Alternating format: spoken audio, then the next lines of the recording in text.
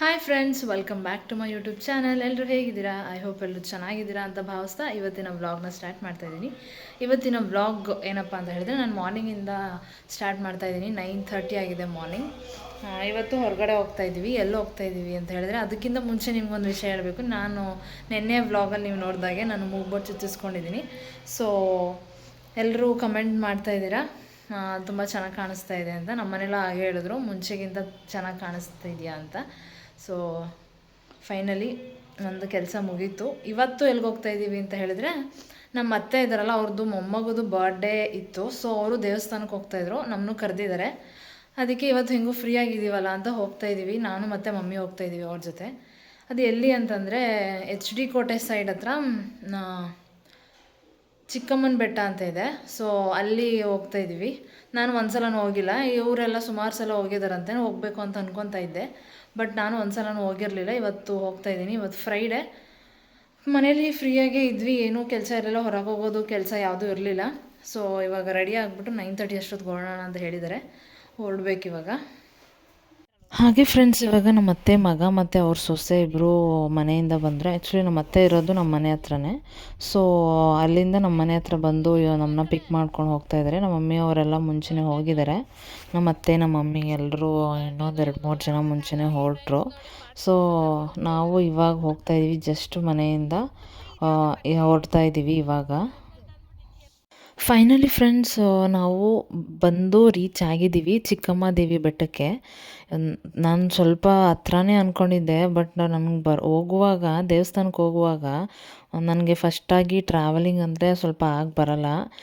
ತುಂಬ ಟ್ರಾವೆಲ್ ಮಾಡೋಕೆ ಅಷ್ಟೊಂದು ನನಗೆ ಇಷ್ಟ ಇಲ್ಲ. ಮತ್ತು ನನಗೆ ಸ್ವಲ್ಪ ತಲೆನೋವು ಬಂದುಬಿಡುತ್ತೆ ಟ್ರಾವೆಲ್ ಮಾಡ್ತಾ ಮಾಡ್ತಾ. ಹಾಗೆ ಮಾರ್ನಿಂಗೇ ಹೋಗ್ತಾ ಇದ್ವಲ್ಲ, ಮಾರ್ನಿಂಗ್ 10 ಆಗಿತ್ತು. ಸ್ವಲ್ಪ ಟಯರ್ಡ್ ಆದೆ. ಸೊ ಹಂಗೂ ಹೋಗಿ ರೀಚ್ ಆದ್ವಿ ಬೇಗನೆ. ನಾವು ಇಷ್ಟೇ ಜನ ಬೇಗ ಬಂದ್ವಿ. ಇವಾಗ ನಾವು ನಮ್ಮ ಜೊತೆ ಯಾರ್ಯಾರು ಹೊರಟ್ರೋ ಅವರಷ್ಟೇ ಬೇಗ ಬಂದ್ವಿ. ಇನ್ನು ಮಿಕ್ಕವರೆಲ್ಲ ಇನ್ನೂ ಆನ್ ದ ವೇ ಬರ್ತಾಯಿದ್ದಾರೆ. ಸೊ ಇಲ್ಲಿ ಏನು ಕುತ್ಕೊಳ್ಳೋದು ಅಂತ ನಾವು ಪೂಜೆ ಎಲ್ಲ ತೊಗೊಂಡು ಇವಾಗ ದೇವಸ್ಥಾನ ಹೋಗ್ತಾಯಿದ್ದೀವಿ. ಇಲ್ಲಿ ಸ್ಟೆಪ್ಸ್ ಹತ್ಕೊಂಡು ಹೋಗ್ತಾಯಿದ್ದೀವಿ. ಆ್ಯಕ್ಚುಲಿ ಶುಕ್ರವಾರ ಮತ್ತು ಮಂಗಳವಾರ ಮತ್ತು ಭಾನುವಾರ ರಶ್ ಇರುತ್ತೆ ಅಂತ ಹೇಳ್ತಾರೆ. ಇಲ್ಲೇನು ತುಂಬ ರಶ್ ಇರಲಿಲ್ಲ, ಆರಾಮಾಗಿ ಹೋಗ್ತಾಯಿದ್ದೀವಿ.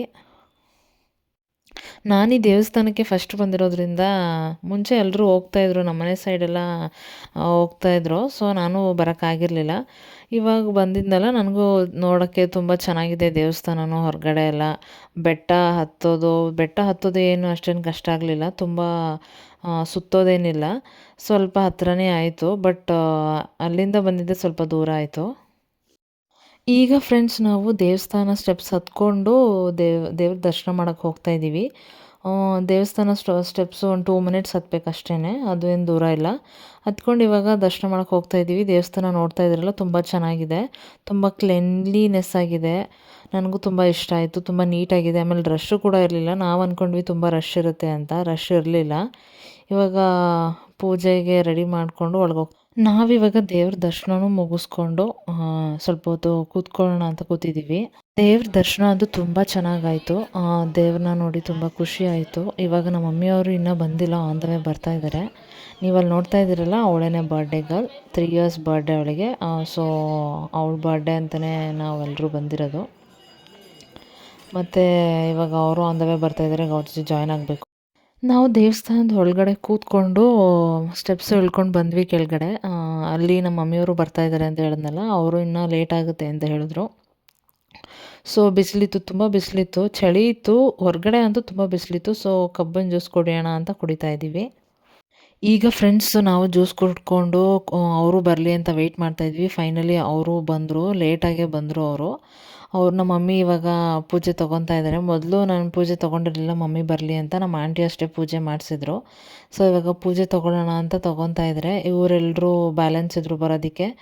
ಸೊ ಇವರು ಬಂದರು. ಬಂದ ತಕ್ಷಣ ನಾವು ದರ್ಶನ ಆಗಿತ್ತಲ್ಲ, ಸೊ ನಾವಿಲ್ಲೇ ವೆಯ್ಟ್ ಮಾಡ್ತಾ ಇರ್ತೀವಿ, ನೀವು ಹೋಗ್ಬಿಟ್ಟು ಬನ್ನಿ ಅಂತ ಕಳಿಸಿದ್ವಿ. ಅವ್ರು ಬರೋವರೆಗೂ ನಾವಿಲ್ಲೇ ವೆಯ್ಟ್ ಮಾಡ್ತೀವಿ. ಇಲ್ಲ ಅಂದರೆ ಇನ್ನು ಸ್ಟೆಪ್ಸ್ ಇಳ್ಕೊಂಡು ಕೆಳಗಡೆ ಹೊರ್ಟೋಗ್ಬಿಡ್ತೀವಿ ನಾವು. ಆ್ಯಕ್ಚುಲಿ ಇಲ್ಲೇ ನಾನ್ ವೆಜ್ ಊಟ ಮಾಡಿಕೊಂಡು ತಿನ್ಕೊಂಡು ಹೋಗೋಣ ಅಂತ ಪ್ಲ್ಯಾನ್ ಇರೋದು. ಫ್ರೆಂಡ್ಸ್ ನಾನು ಹೇಳಿದ್ನಲ್ಲ ಇಲ್ಲೇ ನಾನ್ ವೆಜ್ ಊಟ ಮಾಡಿಕೊಂಡು ಅಡುಗೆ ಮಾಡಿಕೊಂಡು ಊಟ ಮಾಡ್ಕೊಂಡು ಹೊರಡೋದು ಅಂತ. ಸೊ ಅಲ್ಲಿ ನಮ್ಮ ಮಮ್ಮಿಯವರೆಲ್ಲ ಪೂಜೆಗೆ ಹೋದರು. ಅವ್ರದ್ದು ಲೇಟ್ ಆಗುತ್ತೆ ಅಂತ ನಾವೇನು ಮಾಡಿದ್ವಿ, ಇಲ್ಲಿ ಅಡುಗೆ ಮಾಡೋದಕ್ಕೆ ಎಲ್ಲನೂ ಕಾರಲ್ಲಿ ಹಾಕ್ಕೊಂಡು ಬಂದಿದ್ದರು ಆಲ್ರೆಡಿ. ಸೊ ನಾವು ಅಲ್ಲಿಂದ ಒಂದು 10 ಮಿನಿಟ್ಸ್ ಆಗುತ್ತೆ, ಅಲ್ಲಿಂದ ಬೇರೆ ಕಡೆ ಬಂದ್ವಿ ಇಲ್ಲೇ ಅಡುಗೆ ಮಾಡ್ಕೊಳಕ್ಕೆ. ಇಲ್ಲಿ ಪ್ಲೇಸು ಅಷ್ಟೇ ತುಂಬ ಕೂಲಾಗಿ, ಮರ ಎಲ್ಲ ತುಂಬ ಕೂಲಾಗಿತ್ತು. ಪ್ಲೇಸು ಇಷ್ಟ ಆಯಿತು. ಜನನೂ ಯಾರೂ ಜಾಸ್ತಿ ಇರಲಿಲ್ಲ. ಆ್ಯಕ್ಚುಲಿ ಈ ಪ್ಲೇಸಲ್ಲಿ ಯೂಶ್ವಲಿ ಎಲ್ಲರೂ ಈ ಥರ ಎಲ್ಲರೂ ಫ್ಯಾಮಿಲಿ ಜೊತೆ ಬಂದು ನಾನ್ ವೆಜ್ ಚಿಕನ್ ಇಲ್ಲ ಮಟನ್ ಏನಾದರೂ ಮಾಡಿಕೊಂಡು ಒಂದಷ್ಟು ಟೈಮ್ ಸ್ಪೆಂಡ್ ಮಾಡೋಣ ಅಂತ ಬಂದು ಊಟ ಮಾಡ್ಕೊಂಡು ಹೋಗ್ತಾರೆ. ಇವಾಗ ಆಲ್ರೆಡಿ ಅಡುಗೆ ಮಾಡೋದಕ್ಕೆ ಸ್ಟಾರ್ಟ್ ಮಾಡ್ತಾಯಿದ್ದಾರೆ. ಇನ್ನು ಮಮ್ಮಿ, ಅತ್ತೆ ಅವ್ರು ಯಾರೂ ಇನ್ನೂ ಬಂದಿಲ್ಲ. ಇನ್ನೂ ದರ್ಶನ ಆಗಿಲ್ವಂತೆ ಅವ್ರಿಗೂ. ಸೊ ರಶ್ ಆಗಿಬಿಡ್ತು ಅವ್ರು ಹೋದ ತಕ್ಷಣ. ಅವರು ನಿಧಾನಕ್ಕೆ ದರ್ಶನ ಮಾಡ್ಕೊಂಡು ಬರ್ತೀನಿ ಅಂತಂದರು. ಸೊ ಇಲ್ಲಿ ನಾನು ಮತ್ತು ಆಂಟಿ ಎಲ್ಲರೂ ಇದ್ವಲ್ಲ, ಇವಾಗ ಅಡುಗೆ ಸ್ಟಾರ್ಟ್ ಮಾಡಿದ್ರು ಮಾಡೋಣ ಅಂತ. ಮಟನ್ ಎಲ್ಲ ಅಲ್ಲಿಂದನೇ ತೊಗೊಂಬಂದಿದ್ರು ನಮ್ಮ ಅತ್ತೆಯವರು. ಸೊ ಚಿಕನ್ ಇಲ್ಲೇ ತೊಗೊಂಬರಕ್ಕೆ ಹೋಗಿದ್ರು ನಮ್ಮ ಅತ್ತೆ ಮಗ. ಅದನ್ನು ಇವಾಗ ಸ್ಟಾರ್ಟ್ ಮಾಡೋಣ. ಟೈಮು ಆಲ್ರೆಡಿ 2 o'clock ಆಗಿತ್ತು. ಹಾಗೆ ಇವಾಗ ಫ್ರೆಂಡ್ಸ್ ನಮ್ಮ ಮಮ್ಮಿಯವರು ಜಾಯ್ನ್ ಆದರು. ಅವರು ದರ್ಶನ ಎಲ್ಲ ಮುಗಿಸ್ಕೊಂಡು ಅಡುಗೆ ಮಾಡ್ತಾಯಿದ್ರಲ್ಲ ಜಾಯ್ನ್ ಆದರು. ಅಡುಗೆ ಮಾಡೋರು ಮಾಡ್ತಾಯಿದ್ದಾರೆ, ಸ್ವಲ್ಪ ರೆಸ್ಟ್ ಮಾಡೋರು ಮಾಡ್ತಾಯಿದ್ದಾರೆ. ಹೇಳಿದ್ನಲ್ಲ ನನಗೆ ಟ್ರಾವೆಲ್ ಮಾಡಿ ತುಂಬ ಟಯರ್ಡ್ ಆದಾಗ ಆಗ್ಬಿಟ್ಟಿತ್ತು, ತಲೆನೋವು ಬೇರೆ ಬಂದಿತ್ತು. ಸೊ ನಾನೇನು ಜಾಯ್ನ್ ಆಗಲಿಲ್ಲ, ಆರಾಮಾಗಿ ಮೊಬೈಲ್ ನೋಡ್ತಾ ಕೂತಿದ್ದೆ. ಈಗ ಎಲ್ರ ಜೊತೆ ಮಾತಾಡಿಕೊಂಡು ಒಂದು ಫ್ಯಾಮಿಲಿ ಟೈಮ್ ಅಂತ ಸ್ಪೆಂಡ್ ಮಾಡಿದ್ವಿ. ಈ ಥರ ಎಲ್ಲರೂ ಫ್ಯಾಮಿಲಿ ಸೇರೋದು ತುಂಬ ರೇರು.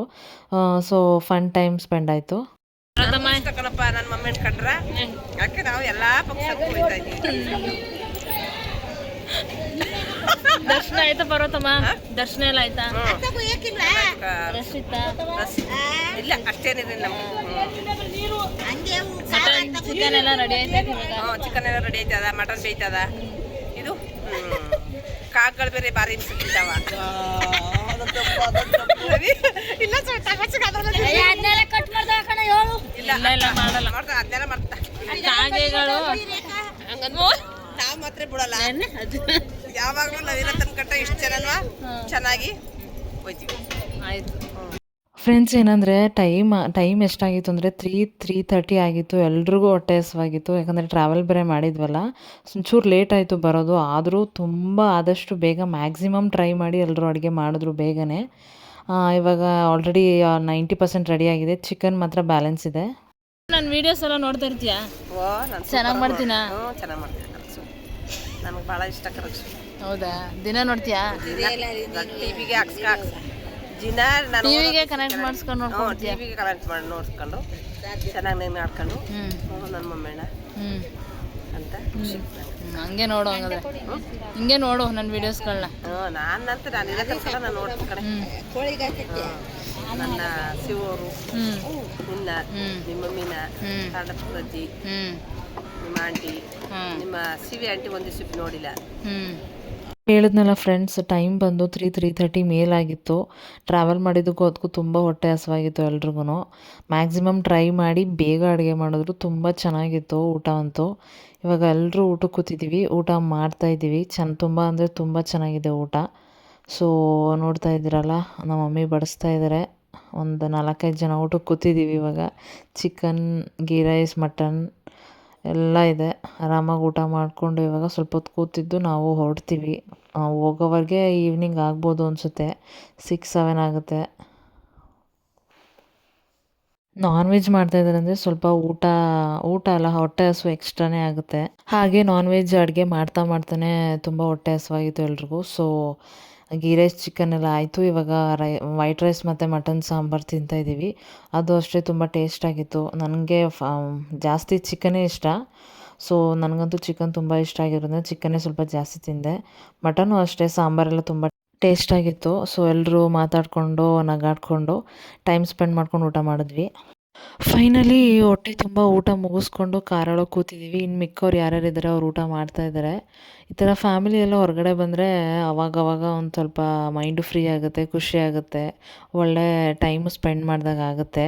ನಿಜವಾಗ್ಲೂ ಬರೋ ಪ್ಲ್ಯಾನಲ್ಲಿ ಇರಲಿಲ್ಲ, ಯಾಕಂದರೆ ಈ ಸದ್ಯಕ್ಕೆ ಮದುವೆ ಇನ್ನು 1 ಮಂತ್ ಎಲ್ಲೂ ಹೋಗೋಕ್ಕಾಗಲ್ಲ. ಸೊ ಎಲ್ಲಾದರೂ ಹೋಗಿ ಬಂದುಬಿಡೋಣ ಅಂತ ನಾನು ಬಂದೆ. ಸೊ ಫ್ರೆಂಡ್ಸ್, ಇವಾಗ ಟೈಮ್ ಬಂದು 5:30 ಆಗಿದೆ. ಲೇಟಾಗಿ ಹೋಗ್ತಾಯಿದ್ದೀವಿ. ಇಲ್ಲಿಂದ ನಮ್ಮ ಮನೆಗೆ ಹೋಗೋಕ್ಕೆ 1.5 hour ಬೇಕು. ನಾವು ಹೋಗಿ ರೀಚ್ ಆಗೋಷ್ಟರಲ್ಲಿ 7 ಆಗುತ್ತೆ. ಎಲ್ಲರೂ ಅಷ್ಟೇ ತುಂಬ ಅಂದರೆ ತುಂಬ ಟಯರ್ಡ್ ಆಗಿದ್ದೀವಿ ಟ್ರಾವೆಲ್ ಮಾಡಿ. ಇವಾಗ ಮನೆಗೆ ಹೋಗಿ ರೆಸ್ಟ್ ಮಾಡಬೇಕು. ಹಾಗೆ ಫ್ರೆಂಡ್ಸ್, ನಾನು ಈ ವಿಡಿಯೋನ ಇಲ್ಲಿಗೆ ಎಂಡ್ ಮಾಡ್ತಾ ಇದ್ದೀನಿ. ಈ ವಿಡಿಯೋ ನಿಮಗೆ ಇಷ್ಟ ಆಗುತ್ತೆ ಅಂತ ಭಾವಿಸ್ತೀನಿ. ಇಷ್ಟ ಆಗಿದ್ರೆ ಲೈಕ್ ಮಾಡಿ, ಶೇರ್ ಮಾಡಿ, ಹಾಗೆ ಕಮೆಂಟ್ ಮಾಡಿ. ಆ್ಯಂಡ್ ಇನ್ನೂ ಯಾರೇ ನನ್ನ ಚಾನಲ್ನ ಸಬ್ಸ್ಕ್ರೈಬ್ ಮಾಡಿಲ್ಲ, ಪ್ಲೀಸ್ ಸಬ್ಸ್ಕ್ರೈಬ್ ಮಾಡಿಕೊಂಡು ವೀಡಿಯೋಸ್ನ ನೋಡಿ ಅಂತ ಕೇಳ್ಕೊತಾ ಇದ್ದೀನಿ. Thank you friends.